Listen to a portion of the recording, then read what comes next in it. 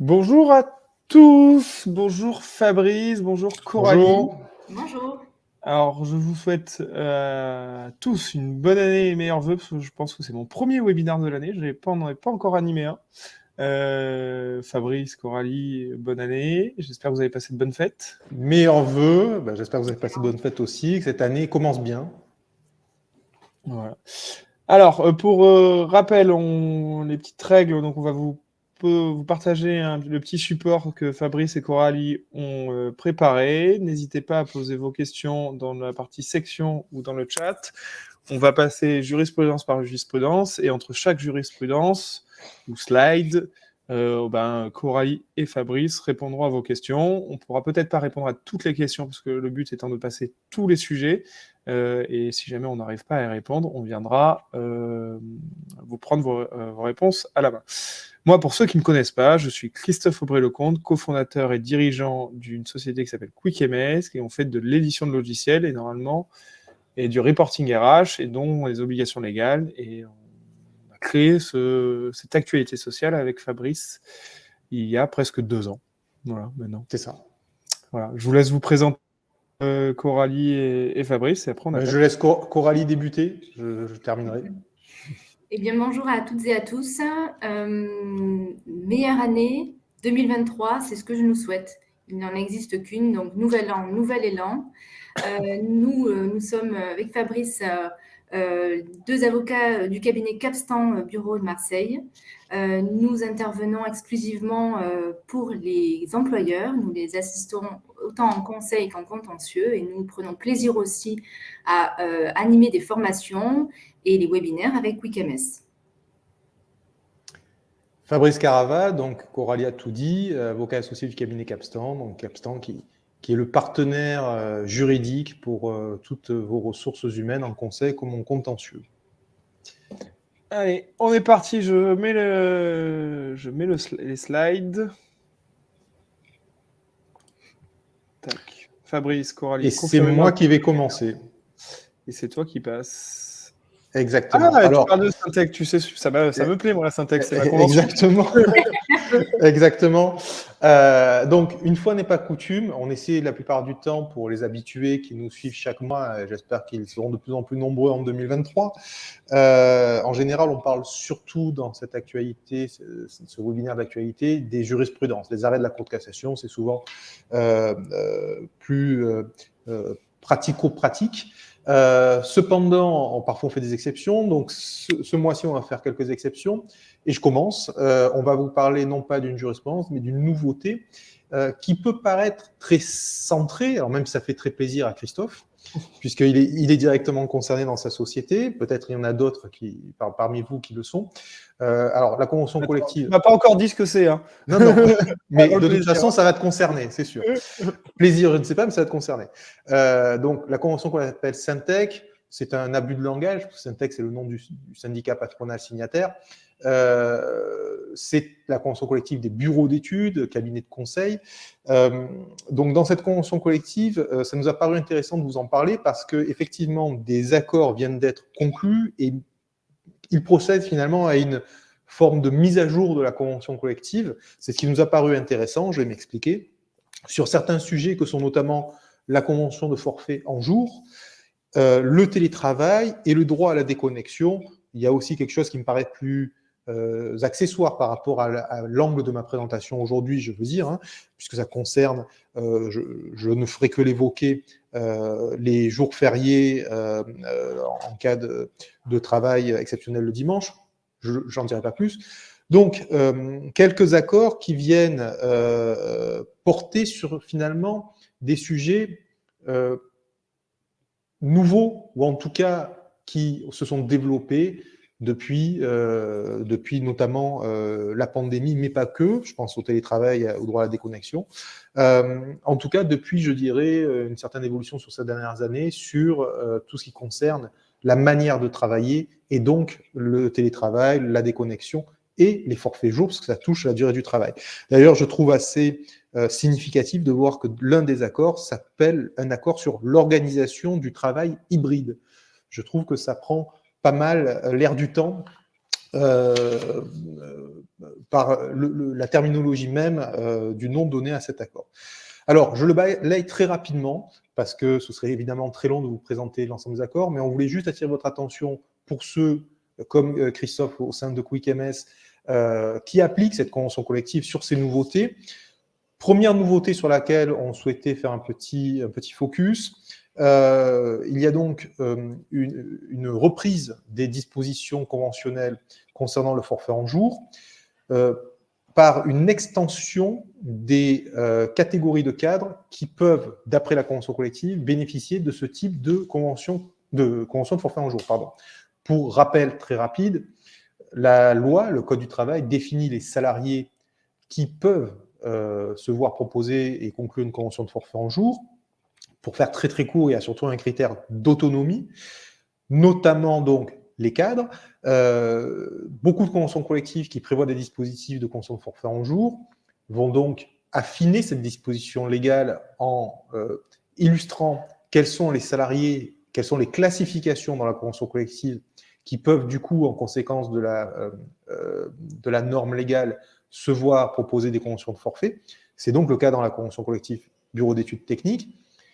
Les classifications ont été élargies. Donc, il y a une assise plus grande des salariés cadres qui peuvent se voir proposer une convention de forfait en jour. Ça peut changer évidemment la donne dans l'organisation des entreprises qui étaient peut-être un peu bloquées pour proposer des conventions de forfait en jour à certains salariés, alors pourtant que l'organisation du travail aurait pu le justifier. Premier point. Deuxième point, donc un accord sur le télétravail qui a vocation à donner un cadre pérenne au télétravail et à assurer un respect des droits du salarié et une continuité d'activité, notamment en allant organiser un peu le fonctionnement du télétravail. Je pense par exemple à des modalités de prise de pause, de durée de pause pendant le télétravail. L'accord réaffirme aussi que le télétravail doit se faire dans une durée du travail totalement identique à la situation hors télétravail. Ça peut paraître une évidence, mais en pratique, les études démontrent que ça n'est pas le cas. Il y a souvent une durée de travail plus longue en télétravail. Et puis donc un accord qui rappelle et qui organise le droit à la déconnexion, qui est un élément important. Alors on a voulu donc à la fois parler de ces nouveautés dans la convention collective Bureau d'études techniques. Je ne vais pas plus loin, mais sachez donc que ces accords ont été conclus parce que, comme je le disais en introduction, ce sont un peu des accords qui vont dans l'air du temps et parce qu'aussi ça peut nous permettre d'attirer votre attention sur une idée, sur un élément. Je le disais, les partenaires sociaux dans cette convention collective,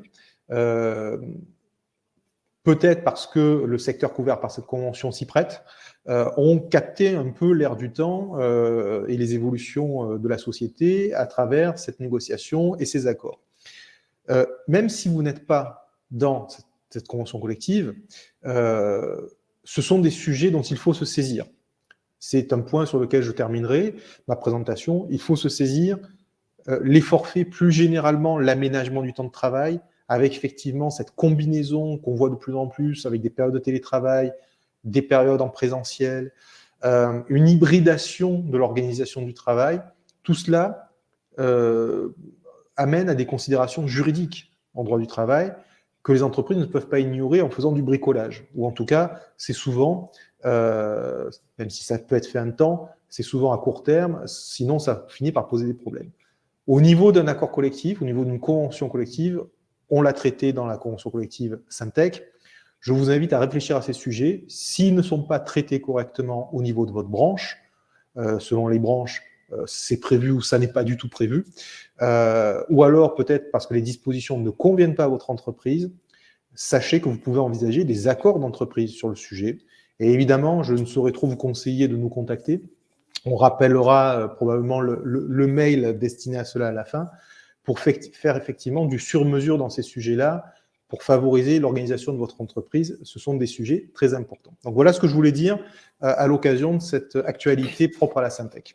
Donc il y a Audrey qui est Syntec aussi, qui se pose une question. Est-ce que du coup le forfait jour pourra être concerné des classifications inférieures dans la grille ? Oui, tout à fait, tout à fait. Ça peut, je crois, de mémoire, il faudrait que je vous le reprécise, concerner des salariés cadres positionnés en 2-3 pour les personnes qui appliquent cette convention collective. Mais il faudra le repréciser. Avant, Mais oui, effectivement, avant, c'était que les 3, hein, c'est ça? effectivement. Mais effectivement, il y a eu un élargissement de cette possibilité. Ok. Tout à fait. Bon, ils ont pas beaucoup élargi quand même. Hein. Après, on est tenu par la loi aussi. C'est-à-dire que, je ne suis pas rentré dans les détails, mais la loi donne une définition, essentiellement par la grille de lecture de l'autonomie, des salariés pour lesquels on peut envisager un forfait en jour. Donc, que ce soit au niveau de la branche ou au niveau d'une entreprise pour la négociation d'un accord d'entreprise, comme je l'évoquais, de toute façon, on est tenu par la limite légale. On ne peut pas envisager, par exemple, pour un ouvrier qui a des horaires bien définis, une convention de forfait en jour. Oui, voilà. Donc, de toute façon, on est enfermé. Dans mon idée, ils auraient pu ouvrir au cadre. Tu vois, à tous les cadres, tu veux dire? Oui. Oui. Bon. On a déjà une avancée. Voilà. Tu as raison. Allez, Barbara, une dernière question, après on passe au slide suivant. Est-ce que l'accord d'entreprise est obligatoire pour la mise en place des conventions de forfait jour? Non, il n'est pas obligatoire. Alors, un accord collectif est obligatoire pour la mise en place d'une convention forfait jour. C'est-à-dire qu'il doit y avoir un support conventionnel. Ce support conventionnel peut être dans la convention collective, accord de branche, ou dans un accord d'entreprise. Donc, le support conventionnel est obligatoire. Support conventionnel qui doit remplir certaines conditions et prévoir certaines garanties. On va d'ailleurs, je crois, en parler tout à l'heure, sous peine d'illicéité, de nullité. Donc, il doit y avoir ce support conventionnel. Par contre, à partir du moment où vous en avez un, ça n'est pas forcément un support d'entreprise, ça n'est pas forcément un accord d'entreprise, ça peut être un accord de branche. Donc ici, par exemple, dans cette convention collective Syntec, les entreprises peuvent fonder des conventions de forfait en jour sur le régime prévu au niveau de la branche. Par contre, ce régime peut ne pas vous aller à 100%. Et à ce moment-là, si vous voulez l'adapter, certains éléments sont adaptables, pas tous, eh bien, vous pourrez passer néanmoins par un accord d'entreprise pour affiner et faire du droit plus sur mesure dans votre entreprise. Merci Fabrice. Allez, je pense que c'est Coralie, c'est ça? Vous avez gardé vos habitudes du 1 sur 2? C'est ça, on ne change pas les bonnes habitudes. Alors, sujet encore d'actualité en ce qui concerne la prime de partage de la valeur, puisqu'on a eu très récemment une mise à jour de l'instruction qui portait effectivement sur les modalités d'application des exonérations sociales et fiscales de la PPV. Donc, on avait abordé cette thématique il y a quelques temps de cela, il me semble, lorsqu'il y avait la première instruction qui avait été diffusée en octobre 2022.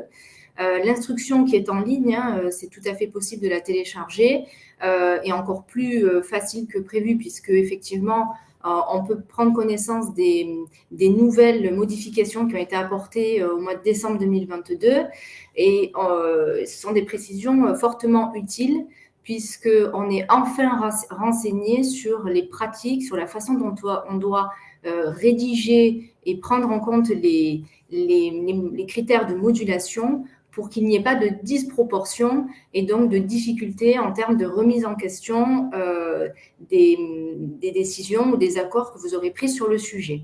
Alors, qu'est-ce que cette instruction nous apporte comme précision complémentaire?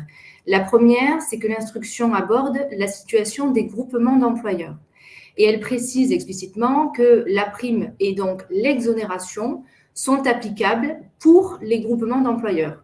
Cette précision, on ne l'avait pas du tout jusqu'alors. Et effectivement, il y avait une pluie de questionnements sur le sujet, de savoir comment, effectivement, on appliquait la prime pour les salariés relevant des groupements d'employeurs.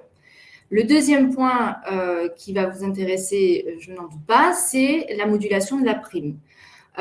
Pour rappel, on avait plusieurs critères de modulation. On a la rémunération, le niveau de classification, l'ancienneté dans l'entreprise, la durée de présence effective pendant l'année écoulée et enfin la durée de travail prévue au contrat. Alors, ce que nous apporte comme précision cette instruction, c'est que les critères de rémunération, de durée de présence effective ou de durée du travail s'apprécient sur les 12 mois glissants, précise l'instruction, donc 12 mois glissants précédant le versement de la prime. En revanche, le critère du niveau de classification et de l'ancienneté sont appréciés au moment du versement de la prime. Alors, ce qui est intéressant, c'est que l'URSSAF a publié des exemples très concrets pour qu'on puisse se rendre compte des cas dans lesquels on pourrait avoir une remise en cause des exonérations en cas de modulation disproportionnée. Il y a par exemple le cas d'une entreprise qui prévoit un montant de 2 500 € de prime pour des salariés ayant une ancienneté d'au moins 10 ans et 50 € seulement pour tous les autres.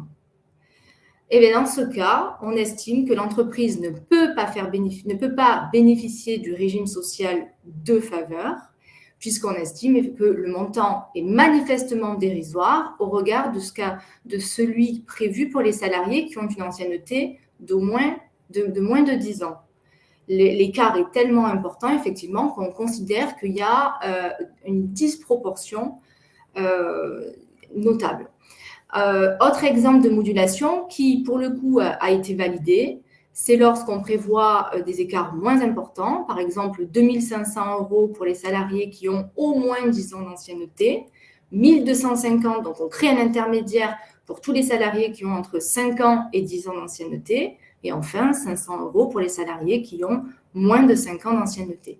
Ici, on estime qu'il y a une certaine proportion qui est introduite dans l'application du critère de modulation.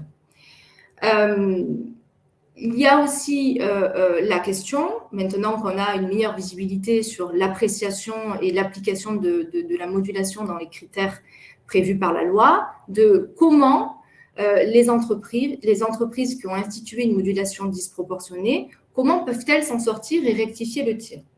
Alors, il n'y a pas de solution, entre guillemets, actée, mais naturellement, sur l'aspect logique, on suppose et on considère qu'il y a 2 options possibles. La première, ce serait qu'en cas de contrôle de l'URSSAF, ce serait que l'entreprise invoque le droit à l'erreur.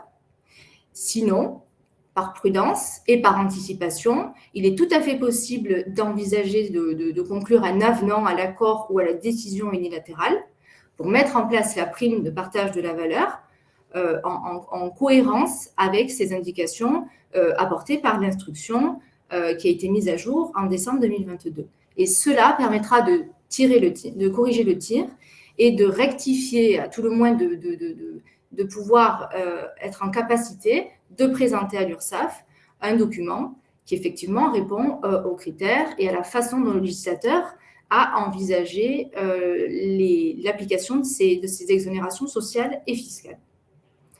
Voilà pour cette slide. Je vois qu'il y a une question. Je pense que les remarques de Franck est portée sur le premier sujet, donc on reprendra à la fin. D'accord. On va avancer. Très bien. Alors, je reprends la parole pour rester finalement effectivement dans le sujet des forfaits en jours qu'on évoquait précédemment. Il y a une certaine logique dans tout ça. Il y a une transition. Pour illustrer l'importance d'avoir un accord collectif bien fait. Donc, la Syntec vient d'en faire un. Mais il peut y avoir des bombes au niveau du droit du travail par le biais d'annulation d'accords collectifs fondant des conventions de forfait en jours. C'est ce qui s'est passé récemment, le 14 décembre dernier, en ce qui concerne la convention collective des commerces de détail non alimentaires. Ce n'est pas la première, probablement pas la dernière, des conventions collectives victimes des foudres de la Cour de cassation et qui voient le régime du forfait en jours posé, qui a été annulé. Alors la conséquence, elle est extrêmement forte et très pratique, c'est que toutes les conventions de forfait établies sur le fondement de ce socle conventionnel tombent, de telle sorte que les salariés qui étaient en convention de forfait depuis peut-être quelques années peuvent estimer que leur convention de forfait est illicite et du coup envisager de revendiquer par exemple des heures supplémentaires. Donc ça peut être une vraie bombe sociale dans les entreprises et c'est important de le comprendre parce que ça vient ajouter de la pertinence au choix, en tout cas moi c'est ce que je pense, de rajouter une couche, c'est-à-dire de faire un accord d'entreprise sur le sujet, où évidemment on va corriger ce, vous allez le voir, qui est reproché à la convention collective. Et ça change tout, parce que si une entreprise dans ce secteur du commerce de détail non alimentaire a conclu un accord d'entreprise pour fonder sa convention de forfait en jour, l'annulation, je vais l'expliquer un peu plus en détail, du système conventionnel de la convention collective est totalement indifférente pour cette entreprise, puisque son socle conventionnel, ça ne sera pas la convention collective annulée, mais son propre accord d'entreprise. Et donc, elle n'a pas l'impact sur ces conventions de forfait individuelles de l'annulation. Donc, c'est important de rajouter cette couche, à mon sens, d'accord d'entreprise par nécessité de sécurisation juridique. Alors, je rentre un peu dans les détails de cet arrêt pour que vous compreniez. Je ne vais pas expliquer tout le dispositif, je n'aurai pas le temps, de la loi concernant les conventions de forfait en jour, mais il faut donc retenir que la loi pose des exigences, c'est-à-dire que l'accord collectif, qu'il soit de branche ou d'entreprise, qui crée un dispositif de convention de forfait en jour, doit contenir certains éléments. Parmi ces éléments, il y a la nécessité de prévoir des garanties qui vont permettre notamment d'assurer l'équilibre entre la vie privée et la vie professionnelle et de s'assurer qu'il y a une charge de travail et une durée de travail raisonnable. La loi nous dit ça. C'est à l'accord collectif de l'organiser. Mais le juge, la Cour de cassation en l'occurrence, va analyser ce qu'a fait la convention collective et va dire oui ou non, c'est bon ou ça n'est pas bon. Et quand elle estime que ça n'est pas bon, pas suffisant, eh bien, on arrive à des situations d'annulation, comme ce que vient de subir cette convention collective des commerces de détail non alimentaires. En l'occurrence, la Cour de cassation va assez loin dans le raisonnement, puisqu'elle rappelle que le droit à la santé et au repos est au nombre des exigences constitutionnelles. Donc, on fait même appel à la Constitution. On remonte assez haut dans le raisonnement. Elle évoque également des articles d'une directive du Parlement européen et du Conseil de l'Europe du 4 novembre 2003 qui tentent en fait à assurer la préservation de la santé des salariés. Partant de là, elle analyse le dispositif de la convention collective. Et elle constate effectivement qu'il manque, d'après elle, dans ce dispositif, des éléments, puisque ce dispositif prévoit, comme ça doit être le cas, un dispositif de contrôle de la durée du travail, parce que même un salarié en forfait jour, on ne va pas décompter en heures son temps de travail, en jours, on le décompte, mais il faut quand même donc le tenir, le décompter, et il ne doit pas exploser les durées maximales de travail non plus. Donc, il faut qu'il y ait un suivi. Eh bien, ce suivi est prévu dans cette convention collective. Je parcours un peu l'arrêt qui nous dit effectivement qu'on constate qu'il est prévu qu'il y a un document récapitulant le nombre de jours déjà travaillés, le nombre de jours ou demi-jours de repos pris, ce restant à prendre, etc. Tout cela par le biais d'un document autodéclaratif. Par contre, ce que note la Cour de cassation, c'est que pour autant, l'accord collectif n'institue pas de suivi effectif et régulier permettant à l'employeur de remédier en temps utile à une charge de travail éventuellement incompatible avec une durée raisonnable. Et donc, l'accord n'est pas de nature à garantir que l'amplitude et la charge de travail restent raisonnables et à assurer une bonne répartition dans le temps du travail de l'intéressé. Parce qu'effectivement, pour le dire autrement, l'accord de branche prévoyait un document autodéclaratif du temps, mais sans prévoir comment l'employeur allait contrôler, vérifier qu'il n'y avait pas une surcharge de travail, et donc, finalement, il n'y a pas de réelle garantie concernant la santé du salarié. Ce manque-là fait que la Cour de cassation estime que l'accord ne correspond pas aux dispositions légales et doit donc être annulé. Donc, vous voyez de l'importance, quand on fait une convention de forfait, quand on doit s'appuyer sur un accord de branche, d'aller le lire et de se dire, est-ce que cet accord de branche, il remplit bien les conditions légales? Parce que ce n'est pas parce qu'il existe que la sécurité juridique est absolue. J'en reviens à l'importance de faire cette analyse et éventuellement, si on arrive à dire il y a un doute, il pourrait être annulé, à minima, de mettre cette couche complémentaire de l'accord d'entreprise qui va venir compléter et vous garantir. Donc voilà pour cet arrêt de la Cour de cassation.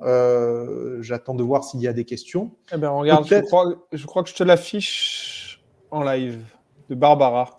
Alors, est-ce qu'il y a un minimum semaine, mois, année de récurrence pour le suivi? En général, on fait au moins... alors, ça dépend de quoi on parle. En général, il faut au moins faire un entretien annuel destiné à analyser cette situation de charge de travail. Plus précisément, dans la règle que je viens d'évoquer, c'était même pas de ça dont on parlait. C'était probablement un problème aussi, mais c'était un peu autre chose. C'est-à-dire que lorsqu'il y a une autodéclaration, très souvent, on part sur le principe de l'autodéclaration. Encore faut-il que l'employeur derrière contrôle. Et donc, ce contrôle-là, il n'est pas que annuel. Il est au fil de l'eau. Il est chaque mois, par exemple, pour aller vérifier s'il n'y a pas de surcharge de travail. Donc, il y a à la fois l'entretien annuel et à la fois un contrôle, puisque c'est ce que dit la Cour de cassation, il faut que l'employeur soit à même de pouvoir réagir en temps utile pour rectifier cette charge de travail si nécessaire. Par exemple, chez nous, Fabrice, on fait en sorte que l'ensemble des repos prévus dans une année soient bien pris. Ah, ça, c'est un minimum. Ça, c'est un minimum. Alors, c'est encore... est-ce que tu parles des repos dégagés par le forfait en jour? En fait, que nous, on leur donne tous les compteurs dès le début, et du coup, ça fait qu'on s'assure qu'ils aient bien fait 218 jours dans l'année. Alors, c'est effectivement un minimum. Il faut assurer l'effectivité des temps de repos, effectivement. Tout à fait. Donc, c'est un élément important à retenir. Sinon, vous risquez d'avoir des déconvenus en cas d'annulation de la convention de forfait. Allez, on passe au sujet suivant. Coralie, du coup? Oui. Décision de la Cour de cassation très récente, la Chambre sociale, du 7 décembre 2022. Question intéressante. C'est d'ailleurs pas la première fois que ce sujet revient entre les mains des juges de la Cour de cassation. La question était donc simple. Est-ce que l'employeur peut-il limiter ses recherches de reclassement et ses offres en fonction de la volonté du salarié qui est exprimée par avance? La Cour de cassation, finalement, elle répond de manière assez détaillée, on va le voir. Simplement pour vous resituer au niveau des faits, en l'espèce, il s'agissait d'un licenciement pour motif économique. L'employeur avait informé la salariée que son poste serait supprimé et qu'aucun reclassement n'était possible, tant dans l'entreprise qu'auprès des autres entreprises du groupe. Il lui avait proposé un accompagnement à la recherche d'emploi que la salariée avait refusé. Dans cette espèce, effectivement, la salariée avait adressé un courrier à l'employeur disant explicitement qu'elle ne souhaitait pas bénéficier du dispositif d'accompagnement à la recherche d'emploi et qu'au-delà, elle avait obtenu une proposition d'embauche. Par voie de conséquence, elle sollicitait effectivement que la procédure de licenciement soit rapidement mise en place pour qu'elle puisse être libérée et occuper le nouvel emploi. Alors, la Cour d'appel, elle, a considéré que la démarche de tenir compte, que l'employeur puisse prendre en compte la volonté exprimée du salarié n'était pas suffisant pour l'exonérer, le décharger du respect de l'obligation de reclassement. La Cour d'appel, elle dit très clairement que ce n'est pas parce que le salarié émet clairement le souhait de se voir licencié que l'entreprise ne doit pas du tout faire une recherche de reclassement et être force de proposition en termes de postes disponibles. L'employeur, lui, forcément, se pourvoit en cassation et soutient qu'en l'occurrence, il n'y avait pas de manquement à l'obligation, puisque dans ce cas précis, il n'y avait aucun poste de compatible avec les compétences de la salariée et qu'au-delà, il n'y avait aucun poste disponible pour la reclasser. Alors, la réponse de la Cour de cassation, comme je vous le disais, elle est extrêmement détaillée. D'ailleurs, c'est très, très, très bien rédigé. Si vous souhaitez en prendre connaissance, je peux vous donner le numéro de pourvoi. Donc, la Cour de cassation dit que l'employeur ne peut pas limiter ses recherches de reclassement et ses offres en fonction de la volonté exprimée par avance par la salariée en dehors de toute proposition concrète. Donc, clairement, il faut être très vigilant, il faut effectuer les recherches, procéder aux offres envisagées, aux offres de reclassement par voie écrite, pour pouvoir être en capacité, en cas de contentieux, à démontrer qu'on a totalement mené la recherche de manière loyale et sérieuse. Et ce n'est qu'après que si le salarié indique qu'il ne veut pas ou qu'il refuse et que dans tous les cas, il a trouvé un autre emploi, qu'aucun manquement ne pourra être envisagé par l'employeur. Je vous le disais en propos liminaire, ce n'est pas la première fois effectivement que la Cour de cassation a été conduite à se prononcer sur cette thématique. En 2021, elle s'était prononcée déjà en ce sens, en disant explicitement que l'employeur ne peut pas limiter ses offres de reclassement en fonction de la volonté exprimée par avance par le salarié, ni même en fonction de la volonté présumée du salarié de les refuser. En revanche, une décision aussi très récente, la Cour de cassation avait explicité le fait que dès lors que l'employeur a proposé aux salariés des solutions de reclassement sur un emploi de même catégorie ou un emploi équivalent et que le salarié les a toutes refusées en raison de leur éloignement géographique, l'employeur pouvait tout à fait valablement restreindre ses recherches ultérieures en fonction des restrictions géographiques exprimées. Donc, par précaution, je vous invite, lorsque vous rencontrez plus largement que le licenciement pour motif économique, lorsqu'il s'agit du licenciement pour inaptitude, l'offre de reclassement ne peut pas être verbale, il faut impérativement qu'elle soit écrite. Et cette proposition doit contenir les informations relativement à l'intitulé du poste, le nom de l'employeur, la nature du contrat de travail, la localisation du poste, le niveau de rémunération et enfin la classification du poste. Voilà pour cet arrêt. Merci Coralie. Je n'ai pas l'impression d'avoir vu passer des questions sur cet arrêt. J'ai bien vu les questions en attente. Si on a un peu de temps, on les prendra tout à l'heure. Ah, CET, tiens. C'est ça. Alors, tiens, voilà. Alors, un sujet totalement différent, effectivement, concernant le compte épargne-temps. Alors, il m'a semblé qu'il y avait un petit sujet de retraite aujourd'hui qui était débattu. Mais dans la rue. Alors, c'est ça. Donc, ce n'est pas directement lié, mais vous allez comprendre pourquoi j'y fais référence, parce qu'en l'espèce, il y a eu un débat sur l'utilisation d'un compte épargne-temps à l'approche de la retraite dans le cadre d'un congé de fin de carrière. Alors, je vous rappelle que le CET est un dispositif qui va permettre d'économiser des temps et de l'argent qu'on transforme en temps pour pouvoir les utiliser en temps ou en argent. Et là, en l'occurrence, notamment en congé de fin de carrière pour finalement anticiper son départ effectif de l'entreprise en vue du passage à la retraite, même si ça a donc tendance à s'éloigner de plus en plus. Dans le cadre de cet arrêt de la Cour de cassation, une salariée était allée, avec l'appui d'un syndicat, rechercher son employeur sur une question qui est celle du rapport entre compte épargne-temps, en l'occurrence pour un congé de fin de carrière, mais l'utilisation de compte épargne-temps quoi qu'il en soit, et les jours fériés. Parce qu'effectivement, la salariée soutenait que elle bénéficiait d'une prise de congé au titre du compte épargne-temps, mais qu'elle ne devrait pas pour autant passer à côté du gain des jours fériés, puisqu'effectivement son employeur l'indemnisait au titre du compte épargne-temps, enfin elle bénéficiait de ses droits au titre du compte épargne-temps, alors que dans la période de congé prise, il y avait des jours fériés sans que ces jours fériés ne soient traités. Donc, elle est venue contester cette manière de faire de l'employeur. La Cour de cassation est venue donner raison à l'employeur. Et c'est le point qu'il faut retenir, qui, au-delà de la manière dont je l'aborde en parlant du congé de fin de carrière, nous renseigne sur la manière de traiter en paye le compte épargne-temps, les périodes de compte épargne-temps, en l'occurrence, dans le rapport avec la présence de jours fériés pendant la période prise au titre d'un compte épargne-temps. Donc, ce que dit la Cour de cassation, c'est qu'elle part d'un raisonnement consistant à rappeler que pendant les congés pris au titre du compte épargne-temps, le contrat de travail, l'exécution du contrat de travail est suspendu. Et l'intéressé, le salarié, perçoit une indemnité calculée sur la base de son salaire au moment du départ et correspondant à la valeur en euros des jours épargnés. Donc, on rappelle en fait que le contrat est suspendu et qu'il s'agit d'une indemnité.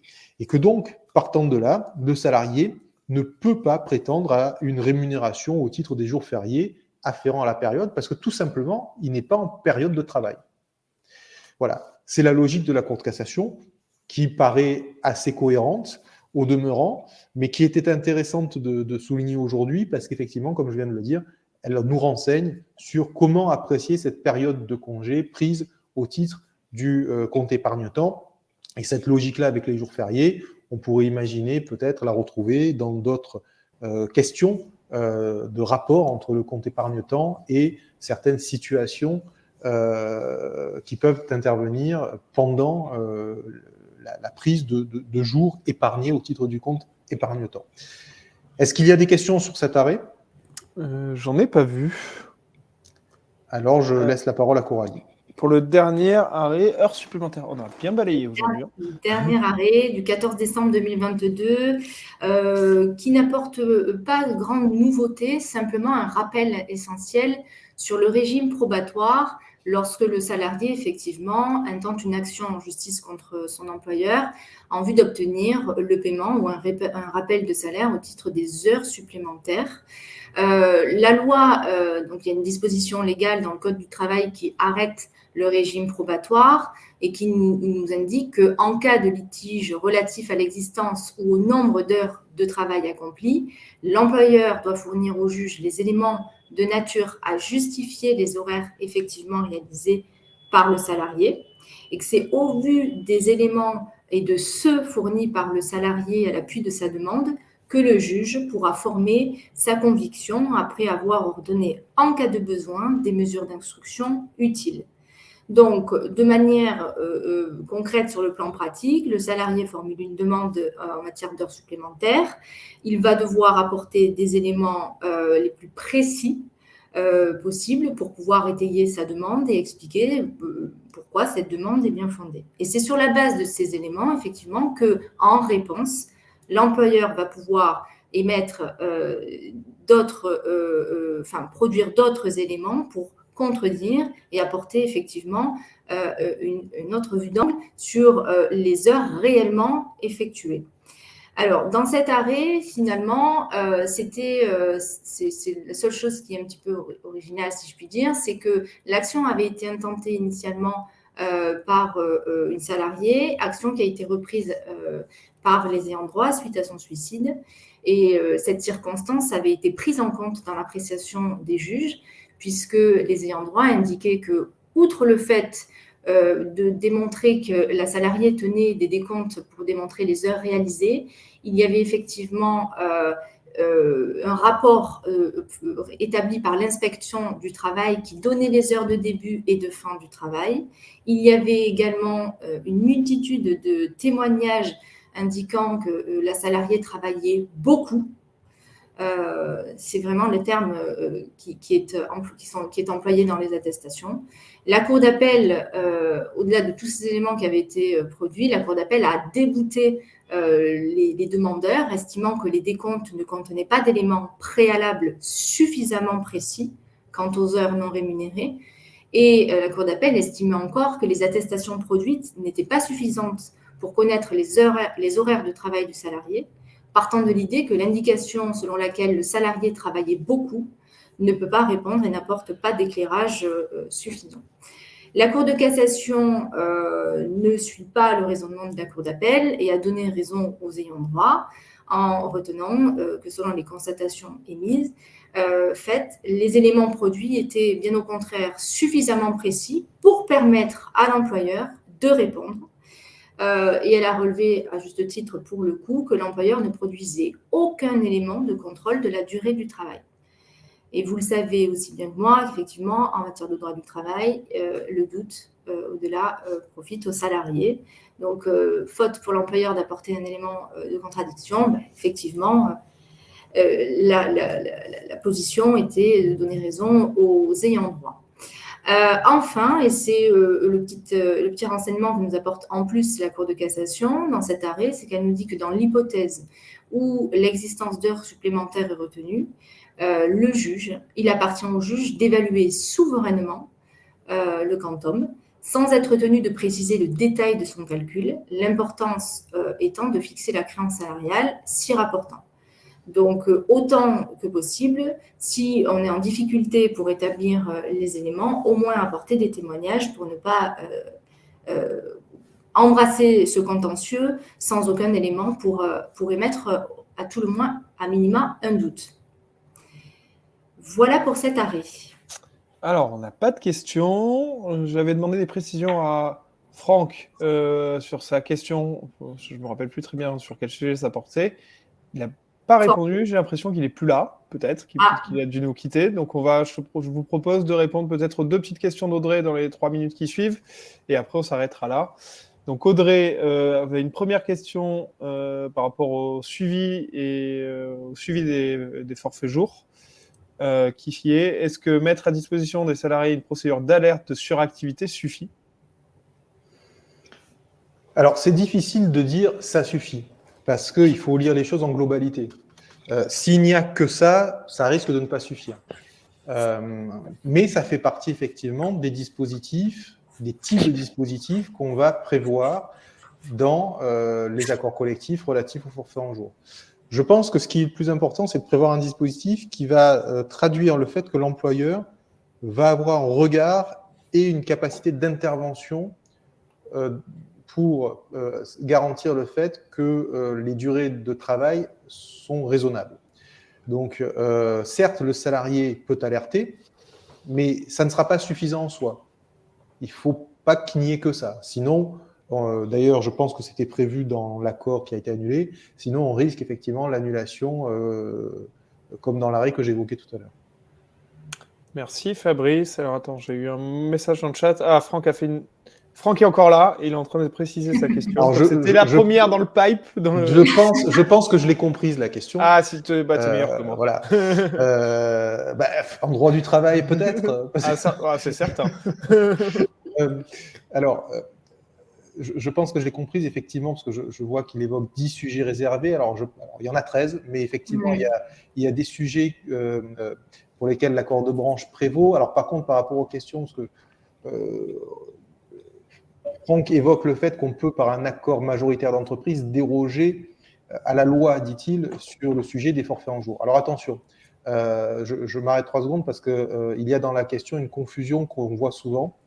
Un accord d'entreprise, et par rapport au sujet réservé, comme il l'indique, ça fait référence aux 3 blocs du droit du travail qui répartissent effectivement les sujets du droit du travail par rapport à la question du rapport entre accord collectif d'entreprise et accord collectif de champ plus large, le plus souvent la convention collective.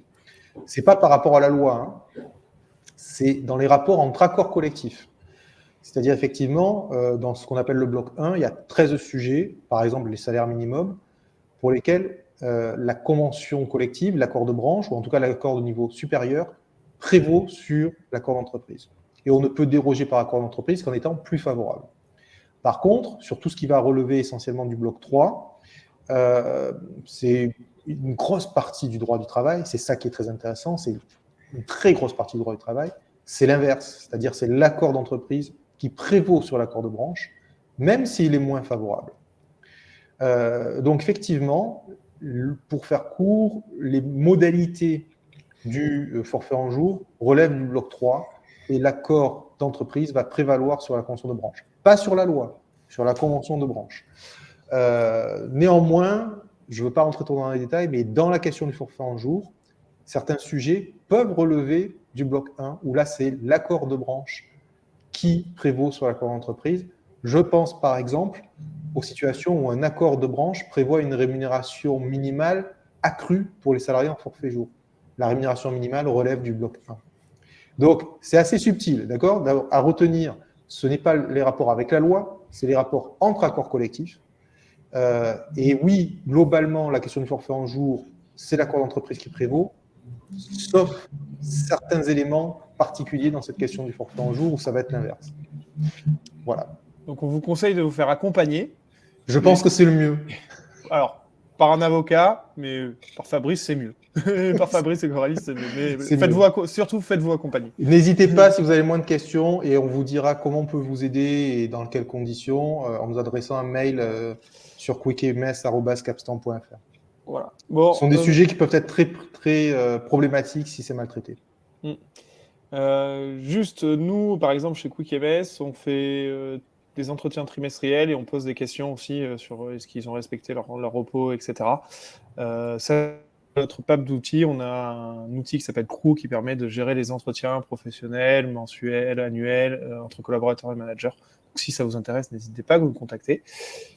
Coralie, Fabrice, on va vous remercier. On va vous remercier Merci à tous à pour vous. les nombreuses questions. Et pour rappel, rendez-vous le mois prochain. La date est courant février, mais allez sur le site de QuickMS. Et je crois, alors j'ai plus la date en tête, je vais faire une mauvaise publicité, mais on a un webinaire exceptionnel d'ici la fin du mois, je crois le 31 janvier, si ma mémoire est bonne. Exact. Alors attends, on va prendre 30 secondes pour en parler. Donc je me connecte. Webinaire exceptionnel. C'est effectivement le 31. Le 31 janvier sur les sujets qui sont, rappelle-moi. Alors, on a appelé ça les pièges des ruptures de contrat de travail. Et on va balayer un petit peu les bonnes pratiques et les mauvaises sur la question de la rupture des contrats de travail. Voilà. Donc, on va vous envoyer le lien. Je ne le vois pas. Donc, on va vous envoyer le lien pour que vous puissiez vous inscrire à ce webinaire spécial. Je vais vous poser déjà le lien dans le chat pour l'inscription sur la prochaine session, pour ceux qui le veulent. Je vous souhaite à tous une bonne journée. Bonne journée. Voilà, je vous l'ai mis dans le chat. Vous pouvez vous inscrire à la prochaine session et on vous envoie par mail le lien du webinaire spécial avec Fabrice et Coralie. Bonne journée, au revoir. Au revoir.